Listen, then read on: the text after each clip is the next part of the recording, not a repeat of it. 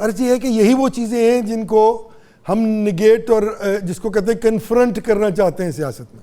آپ نے بڑی خوبصورت بات کی, اور یہی وہ سوچ پنہا تھی جب یہ ادارہ تشکیل دینے کی بات کی جا رہی تھی کہ وہ کنونشنل پولیٹیکل پارٹی تو بننا ہی نہیں چاہیے. اور اگر ہم نے وہی بننا ہے تو پھر بہتر تھا کہ ہم انہی میں سے کسی ایک سیاسی جماعت میں چلے جاتے اور اپنا سلسلہ آگے چلا لیتے. قادری صاحب, یہ کوئی الیکشن کا ایئر تو ہے نہیں. جی نہیں ہے. اور اس بیچ میں آپ کی پارٹی آ رہی ہے, تو کہیں آپ کو یہ تو نہیں لگ رہا کہ حکومت مدت پوری نہیں کر رہی؟ نہیں, حکومت تو میرے خیال میں ہے ہی نہیں کہیں. حکومت ہوتی تو اس ملک کے عوام کے لیے کچھ ہو رہا ہوتا, کسی کی ڈیلیورنس کی بات ہو رہی ہوتی, کہیں کوئی کسی غریب کے بارے میں کوئی گفتگو ہو رہی ہوتی, کوئی ایسا عمل اس ملک میں کیا جا رہا ہوتا جہاں سے یہ لگ رہا ہوتا کہ اس ملک کے معاشی, کب تک یہ چلے گا سماجی نظام کو چلانے کی کوشش.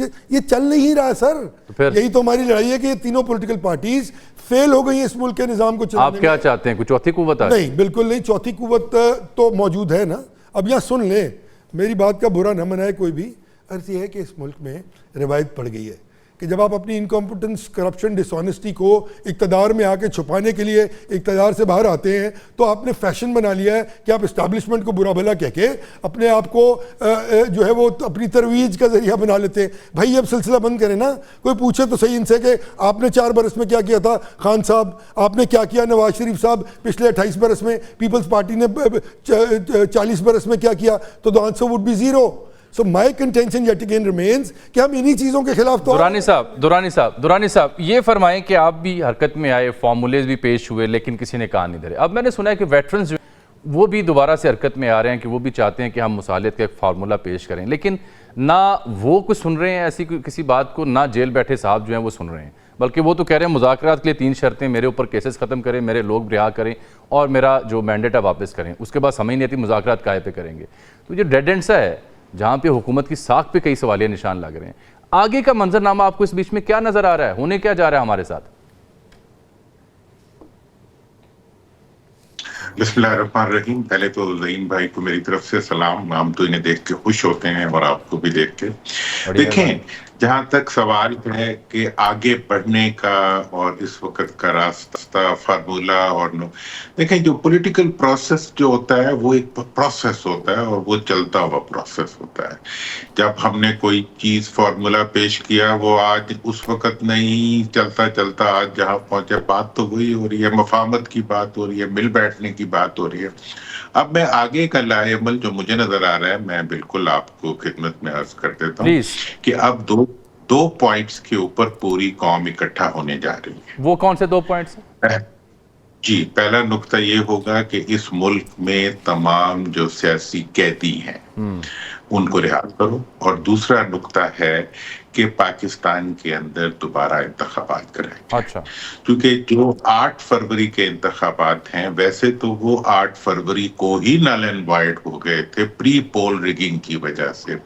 9 فروری کو وہ مزید متنازع ہو گئے تھے 45 اور 47 کے چکر میں, اور پرسوں کے فیصلے کے بعد تو ان کی بنیاد ہی ان کی ختم ہو گئی ہے کہ جس بنیاد پہ وہ الیکشن ہوئے تھے, جس ایکسپلائٹیشن کی بنیاد پہ وہ الیکشن ہوئے تھے, اس کو سپریم کورٹ آف پاکستان نے اس آبجیکشن کو اکنالج کرتے ہوئے الیکشن کمیشن کو اور اس سارے عمل کو. یہ بڑا امپورٹنٹ نقطہ ہے, یہ میں نے قادر صاحب سے پوچھنا ہے, یہ بڑا امپورٹنٹ نقطہ ہے. جو سپریم کورٹ کا ڈیسیژن ہو یا عدت کیس میں فیصلہ ہو یا نچلی جو زیریں عدالتیں ہیں وہاں سے جو فیصلے پی ٹی آئی کے حق میں آ رہے ہیں, اسے دیکھ کر تاثر یہ ہے کہ جو ماضی میں دورانی صاحب بندوبست ہوا کرتا تھا نا, اس میں اسٹیبلشمنٹ ہو یا گورنمنٹ ان پاور ہو, اس کو عدلیہ کی حمایت حاصل ہوتی تھی, سٹیمپ مہر وہ سب کیا کرتے تھے.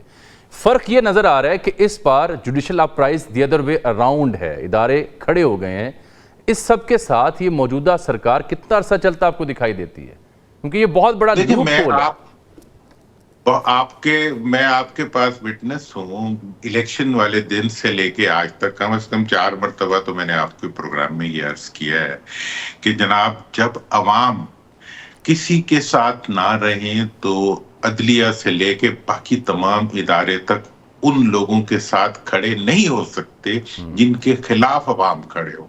अवाम साथ ना हो तो काम चलता रहता है, अगर अवाम खिलाफ खड़े हो जाएं तो फिर इदारे उन लोगों के साथ खड़े नहीं हो सकते जो अवाम की नफरत का निशान बन चुके। तो ये ज़हीम कादिर साहब जो इदारे हैं, देखिए मैं तो ये इदारे क्या अब अवामी रद्द जो हुकूमत पर ठीक कह रही है, ये तो सोशल मीडिया से ड्राइव हो रहे हैं, सोशल मीडिया की पल्स ले रहे ये गलत हैं, बात ये है। मकबूलियत के देखिए, धारे में बह रहे हैं, आइन और कानून को रीराइट कर रहे हैं। एक तो दुरानी साहब ने दो बातें की, एक उन्होंने फरमाया कि नए इलेक्शन होने चाहिए और ये पाकिस्तान की तहरीक के सबसे मेरे ख्याल में जो है वो गहनाए हुए और कंट्रोवर्शियल इलेक्शंस थे, इसमें तो कोई दो आरा नहीं है। आज आप देख लीजिए फॉर्म 45 47 की धूम, और हमने तो खुद फिर के देखा ना कि किधर क्या रिजल्ट्स थे, बिल्कुल 100% दुरुस्त का।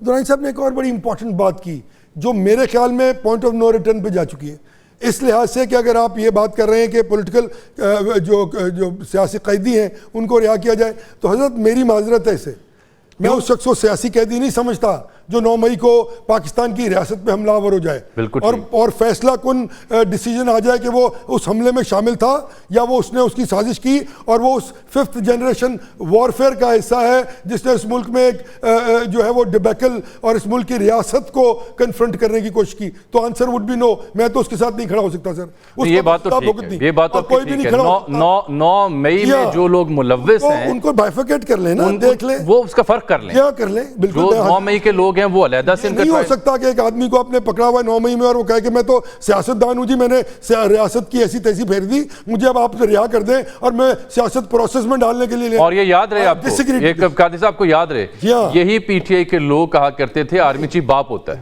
यही लोग पीटीआई कहा करते थे कि ऐसे जो करिए ठीक करिए, कॉल रिकॉर्डिंग भी दुरुस्त है। और वो ये कहते थे कि भाई हमें तो लाने वाले चलाने वाले वो हैं, हमारे तो वोट डलवा। दुरानी साहब इस बात पे तो ये बात कादिर साहब की दुरुस्त मालूम हो रही है कि वो फर्क अगर ना रखा तो फिर ये जो रिवायत है ये तो और फैसलों के जहां तक मानने की बात है, वो फैसले तो हुकूमत ने मानने ना मोहम्मद अली भाई, मैंने तो मानने नहीं है। क्या हुकूमत का ये काम नहीं होता कि वो जुडिशरी जो कि एक इदारा है और जो एक पिलर ऑफ द स्टेट है उसके फैसलों को मनवन तस्लीम करे? और दुरानी साहब इस पे कमेंट कर रहे हैं ना कि ये नुक्ता बड़ा हम उन्होंने उठाया है कादरी साहब। असल में मैं एक एक लफ्ज जो है वो बहुत ही सिलेक्ट करके और चुन करके बोलता हूँ, मैं वापस भी नहीं लेता अपने पास। मैंने कहा है सियासी कैदियों को रिहा करा है, मैंने कोई स्टेट के किसी मुजरिम की रिहाई की बात तो नहीं की, मैंने सियासी कैदियों को। कौन अपोज करेगा कि सियासी कैदियों को जो है जेलों में रखा जाए? दूसरी बात, 9 मई के बारे में ना ज़हीम साहब जज बन सकते हैं, ना मैं जज बन सकता हूं, ना कोई आर्मी चीफ जज बन सकता है, उनका फैसला अदालतों में होना है। हाँ, एक उसके बारे में सवाल जरूर है कि 1 साल गुजरने के बाद आज तक क्यों मौजूदा हुकूमत जो है अपने इस्तगासे अदालत में पेश नहीं कर सकी? क्योंकि ये कहना नहीं, ये दुरानी साहब बात ठीक है, दुरानी साहब बात ठीक है।